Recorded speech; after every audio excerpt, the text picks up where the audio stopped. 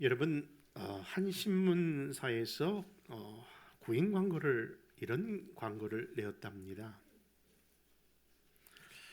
위험천만한 작업 환경입니다. 심한 추위와 장기간의 굶주림이 예상되는 그런 직종입니다.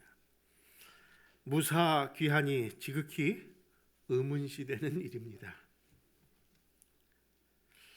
보수는 일체 없습니다. 여러분, 무슨 이런 말도 안 되는 구인 광고가 있는가 우리가 웃어보지만요, 사실 이 구인 광고는 20세기 초 남극 탐험가였던 어네스트 샤틀톤이라는 사람이 진짜 그 남극 탐험 대원을 모집하면서 했던 실제 광고 문구랍니다. 생각해 보십시오. 그 남극, 작업 환경, 그리고 그 추위, 굶주림, 그리고 또 무사귀환을 기대할 수 없고 보수는 없는 그 일. 이처럼 힘들고 악조건이 아닐 수 없는 그 모집 광고에 사람들의 반응은 어떠했을까요? 근데 여러분, 놀랍게도요, 자원자가 너무 많아서 그 대원을 선정하는 것이 매우 힘들었다는 일화입니다. 그렇습니다. 분명 최악의 조건에도 불구하고 그토록 수많은 사람들이 그렇게 그 일에 자원했던 이유는 무엇일까요? 그것은 바로 누구도 밟아보지 않은 그 미지의 땅에 대한 그 호기심과 관심이 결코 돈으로 해결할 수 없는 그 가치를 그들이 알고 있었기 때문에 참여했다고 하는 겁니다. 그렇다면 사랑하는 성도 여러분, 우리도 그런 거 있지 않습니까? 우리도 비록 힘들고 어려워도 반드시 취해야 되며 가야 할 그곳이 있다는 것. 여러분, 그것은 바로 하나님의 나라입니다. 여러분, 이 하나님의 나라는요, 우리 인간들이 그저 바라보는 상상 속에서 갈망하는 어떤 유토피아적인 나라가 아니라 이 나라는 지금도 현존하는 그 나라이며 이 나라의 왕이신 우리 예수님께서 직접 그 나라를 선포하신 나라인 줄 믿습니다. 여러분, 이를 증명하듯 오늘 본문으로 삼고 있는 이 마가복음의 시작은 다음과 같은 말씀으로 시작을 선포하는데요, 우리 마가복음 1장 1절과 1장 15절을 같이 찾아 한번 읽겠습니다. 시작. 하나님의 아들 예수 그리스도의 복음이 시작이라. 이르시되 때가 찼고 하나님의 나라가 가까웠으니 회개하고 복음을 믿으라 하시더라. 아멘. 여러분, 이 마가복음은요, 신약 성경 중 제일 처음 기록된 성경입니다. 다른 복음서와는 달리 마치 전쟁터에서 전쟁이 이겼는지 아니면은 패했는지 그 전쟁의 소식을 전해주는 그 전쟁터의 소식을 기다리는 사람들처럼 마치 이 일은요, 유앙겔리온, 다시 말해서 기쁨의 소식을 듣기를 갈망하는 사람들이 감동하고 있는 그런 성경이라고 표현되는 책입니다. 여러분, 그래서 그런가요? 이 마가복음은 처음서부터 그 승전보의 소식을 이렇게 전합니다. 여러분, 어찌 본다면요, 이 마가복음 전체가 그런 승전보에 대한 이야기가 아닐까 생각합니다. 여러분, 사실 우리가 예수님의 공생의 가장 첫 번째 사건은 광야에서 시험 받은 것으로 알고 있는데 이 마가복음도 그 사실을 기록합니다. 그런데요, 웬일입니까? 이 마가복음은요, 다른 복음서와는 달리 그저 이 일에 대하여 예수님께서 어떻게 시험을 당하셨고 어떻게 그 시험을 승리하셨는가에 대한 구체적인 내용은 없고 그 시험을 이기셨다는 것만 이야기할 뿐이라는 겁니다. 여러분, 이처럼 하나님의 나라가 승리의 소식임을 이 마가라고 하는 이 제자는 오직 그 기쁨의 소식만을 전파하고 있음을 보게 되는 겁니다. 그러므로 이 승리의 최고의 수혜자가 된 저와 여러분들이라면, 여러분, 우리들도 그 승리를 주신 하나님께 대하여 평생 해야 될 태도가 있는데 그것이 바로 감사이고 찬양인 줄 믿습니다. 여러분, 그러한 서론적 배경을 따라 오늘 하나님 나라 그리스도 복음의 시작이라는 제목으로 우리 몇 가지 은혜를 나누고자 합니다. 여러분, 첫째, 하나님의 나라는 말 그대로 승리의 나라입니다. 오늘 본문 마가복음 1장 12절과 13절 말씀 한번 같이 한번 찾아볼까요? 12절과 13절입니다. 시작. 성령이 곧 예수를 광야로 몰아내신지라 광야에서 40일을 계시면서 사탄에게 시험을 받으시며 들짐승과 함께 계시니 천사들이 수종들더라. 여러분, 보시는 바와 같이 마치 무슨 단판 승부처럼요, 예수님께서 사단의 시험을 그냥 이기신 것만 얘기합니다. 그리고 후에 들짐승과 함께 계시면서 천사들의 수용을 받으셨다고만 이야기합니다. 여러분, 여기서 우리는 이 마가복음이 부여하고 있는 그 시험, 다시 말해서 광야 가운데 그 시험이 주는 그 의미를 살펴봐야 되지 않을까요? 그것은 바로 구약의 백성이 실패한 광야 40년을 우리 예수님께서 공생애를 시작하자마자 제일 먼저 그 승리로 그 사역의 시작을 알리셨다는 겁니다. 여러분, 구약 성경 민수기 14장에 보면요, 가나안을 정탐하고 돌아온 그 믿음 없는 정탐꾼들이 40일 동안 정탐하고 돌아왔다고 하는데, 그 정탐의 시간이 믿음 없는 태도로 인하여 하나님께서 도리어 책망과 심판의 원인과 결과가 되었음을 이야기하고 있답니다.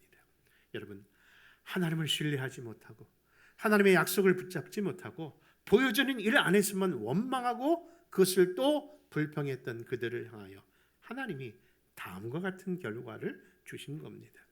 우리 한번 민수기 14장 26절, 27절, 또한 민수기 14장 33절과 34절을 찾아 읽겠습니다. 시작. 여호와께서 모세와 아론에게 말씀하여 이르시되 나를 원망하는 이 악한 회중에게 내가 어느 때까지 참으랴. 이스라엘 자손이 나를 향하여 원망하는 바 그 원망하는 말을 내가 들었노라.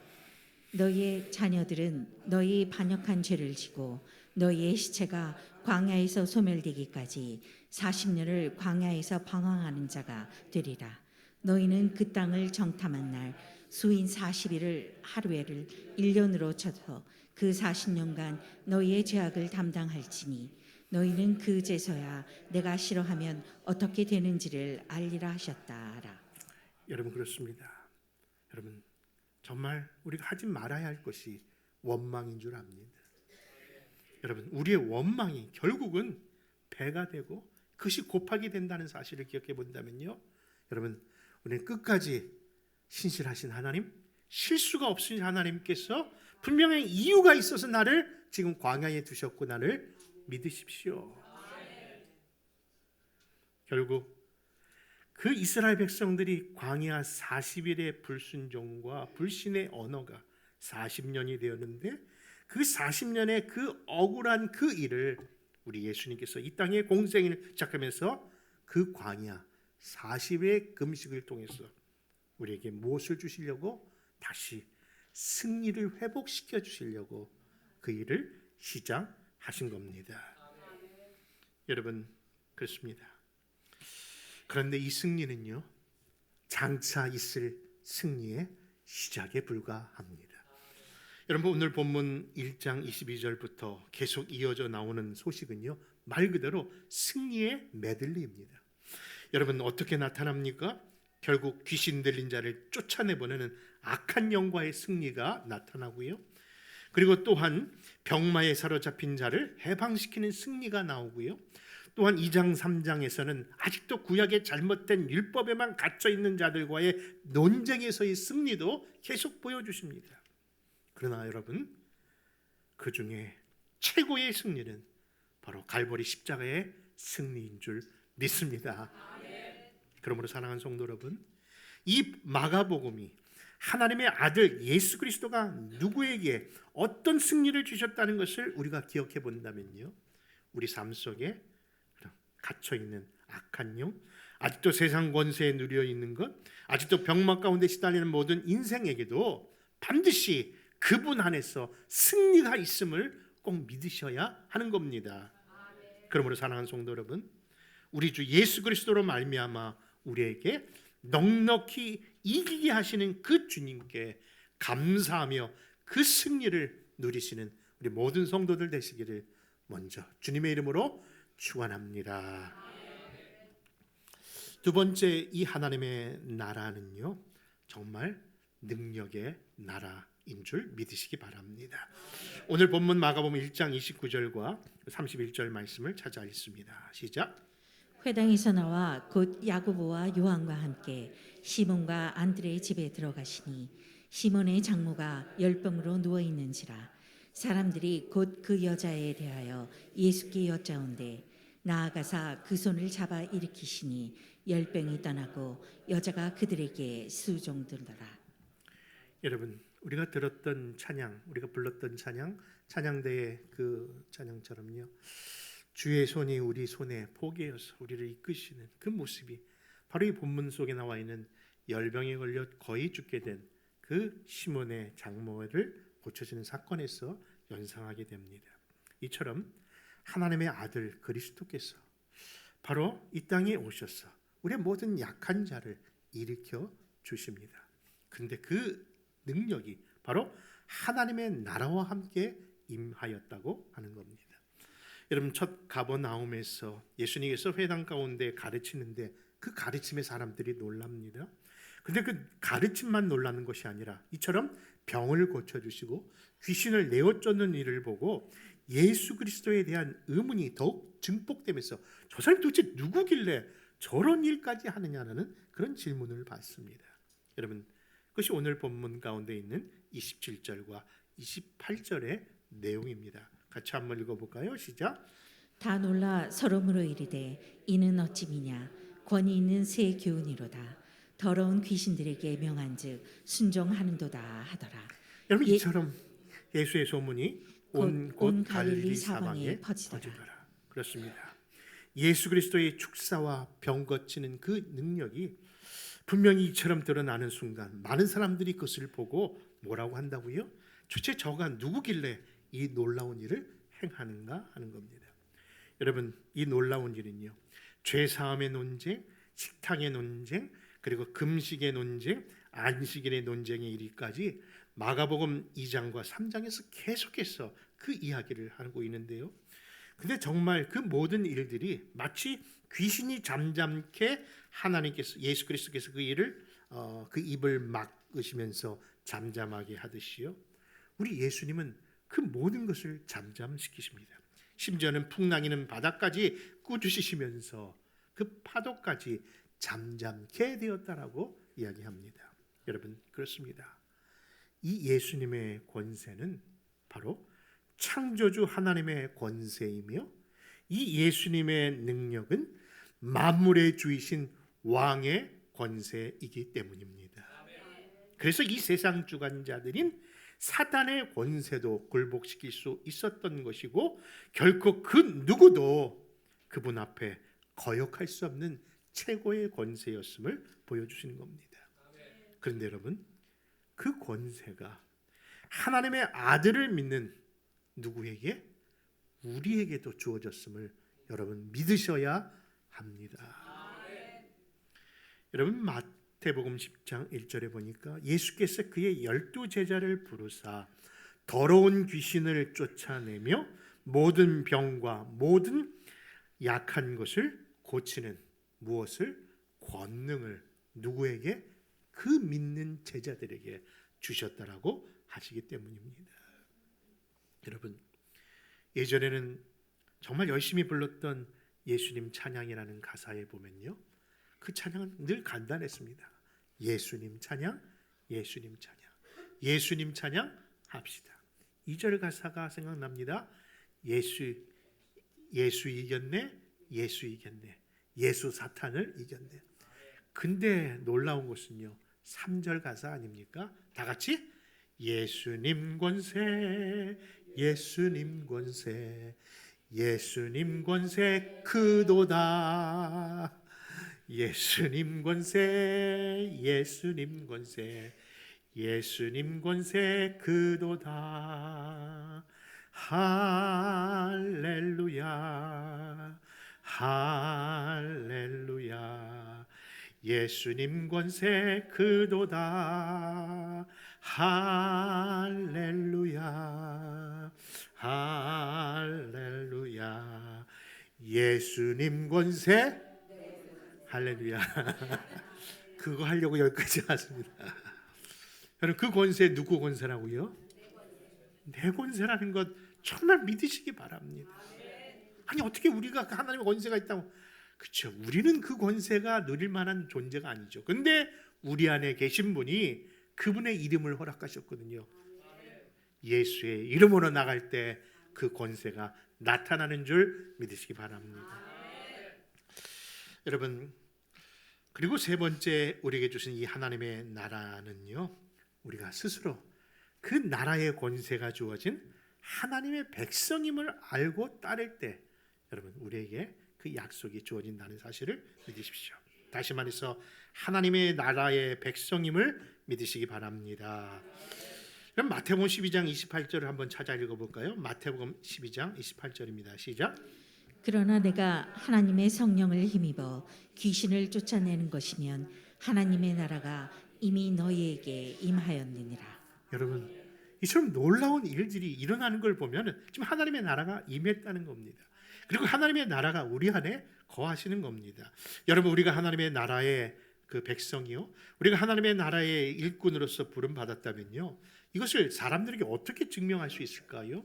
어떤 분들은 우리가 미국 시민권을 받을 때 시민권 증서를 받는 것처럼 아니면 여권을 받는 것처럼 여러분들 우리도 그런 것이 있으면 좋겠다 하는데, 그런 신분증과 여권은 없을지라도요 반드시 우리 안에 하나님의 백성, 하나님 나라의 백성이라는 증거가 있답니다.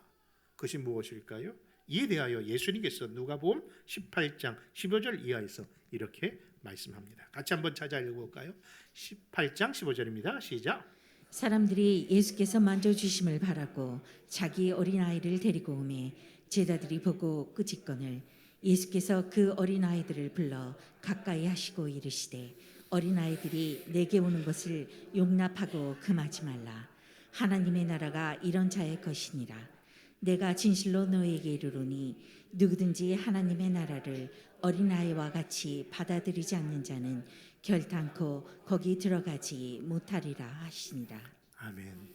여러분 우리 교회 요즘 여러 가지 기쁨 중에 요즘 몇 주 전부터 느끼는 성도들의 기쁨 중에 하나가 우리 교회 안에 연하가 어린아이가 있다는 것에 얼마나 이렇게 기뻐하고 좋아하시는지.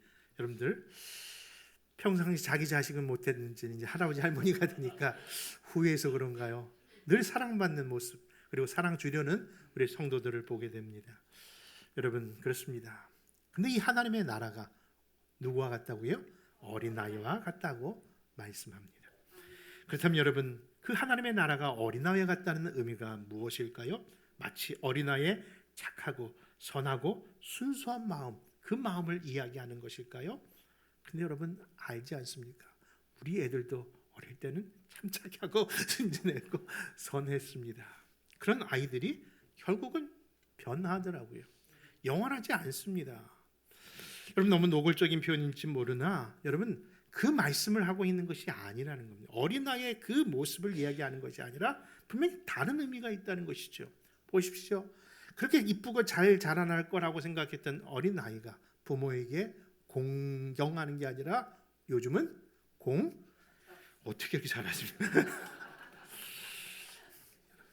결코 우리 인간은 그것이 어린아이일지라도 소자랄지라도 여러분 그의 무슨 이처럼 연약할 수밖에 없고 죄악일 수밖에 없습니다. 그렇다면 예수님께서 왜 어린아이와 같지 않으면 천국에 못 들어간다고 하는 것일까요? 그것은 다른 것이 아니라 예수님의 무릎팍에 앉아있는 그 어린아이, 파이디온이라고 하는 그 어린아이는 우리가 생각하는 그런 어린이가 아니라 바로 어머니나 부모의 보호와 가르침이 아니고는 설 수 없는 그 존재를 이야기하는 거예요. 여러분 다시 말해서 하나님께서 우리에게 주시고자 하는 이 메시지는 다른 것이 아니라 하나님 나라의 통치로 살아가는 그 인물, 그 아이, 그 모습이 바로 천국 백성의 삶의 태도라는 겁니다.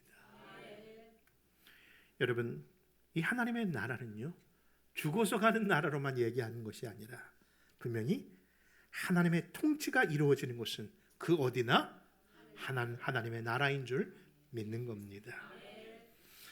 그 하나님의 통치가 세상의 빛으로 나타나면요, 다른 능력이 나타나는 것도 아닌데 그 어두움은 저절로 물러가는 것처럼 여러분, 하나님의 통치는 이러한 능력이 있는 겁니다. 바로 우리가 세상의 빛과 소금이 어떻게 될 수 있습니까? 그런데 내 안에 그 빛과 능력이 되신 예수님이 안에 계시니까 내가 가는 곳마다 어둠이 물러가고 빛의 사자의 역할을 감당케 하시더라고요. 여러분, 하나님의 나라는 이처럼 능력의 나라입니다. 우리는 주기도문을 통해서 아버지의 나라가 오게 하시며 아버지의 나라가 오게 하시며 일만 반복할 것이 아니라 우리가 정말 하나님의 나라 백성임을 믿으시기 바랍니다. 그렇다면 우리의 삶의 태도가 달라져야 되지 않을까요? 여러분, 이 한 주간에 한 예화를 들었는데요, 얼마나 가슴이 뭉클해지는지 이 이야기를 드릴까 말까 일부에서는 드리지 않았는데 갑자기 용기가 나면서 말씀을 전하고 싶습니다. 여러분, 섬과 육지를 연결하는 페리오에 화재가 있었는데요, 승객을 구출하기 위해서 헬기가 떴다고 합니다. 그런데 10명만이 매달릴 수 있는 그 밧줄에 11명이 매달린 거예요. 근데 아이러니하게도 남자 10명에 여자 하나가 잡은 겁니다. 결국 모든 사람이 위험에 처질 수밖에 없는 순간이라 헬기 조종사는 다음과 같이 마이크를 잡고 외칩니다. 여러분 중에 누군가가 한 사람이 그 밧줄을 놓으면 많은 사람이 살 수 있습니다. 제발 누군가가 놓으셔야 합니다라고, 아니면 다 죽습니다라고 외친 겁니다. 저는 그 이야기를 들으면서 과연 나는 어떻게 할까 생각했어요. 내가 그 11명 중에 하나에서 그 순간이면 나는 어떻게 할까 생각했더니 저는 내가 밧줄을 놓을 것 같더라고요. 그런데 그 놓는 이유가 놓고 싶어서 놓는 게 아니라 놓아야 되는 직분이기 때문에 그런 부담감이 나를 사로잡고 있더라고요.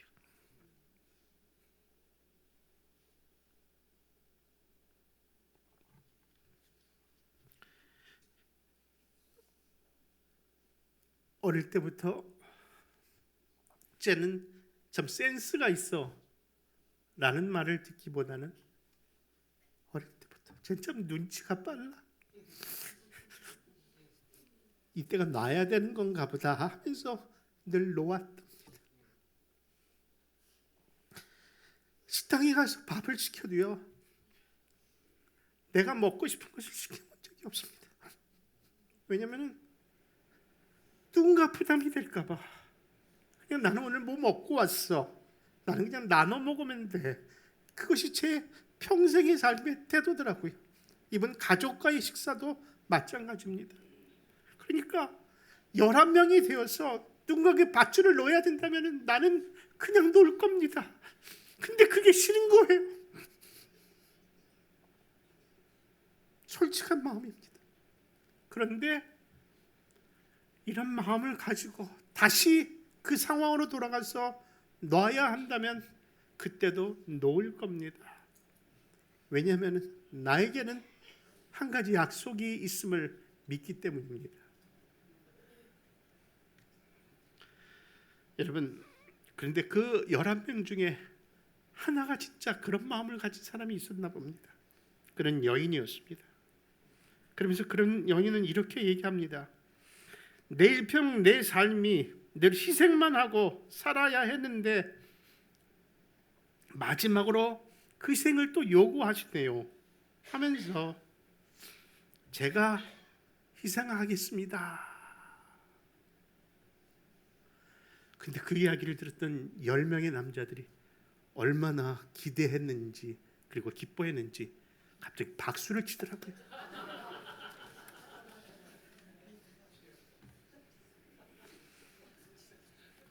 여러분 그 결과가 어떻게 되는지 아실 줄 압니다. 그렇습니다. 비록 역설적인 이야기지만 이것이 신앙의 원리가 아닐까요? 자신을 포기하고 남을 위해서 희생하는 그 순간, 그 십자가의 그 사건이 우리 현장 속에서도 분명히 나타나고 역사되며, 그렇게 할 수 있었던 이유는 바로 우리가 그 하나님 나라의 백성이며 하나님의 나라의 소유된 자로서의 여유가 그 일을 감당케 하고, 그런 자들에게 하나님의 역설적인 축복도 있음을 보는 겁니다.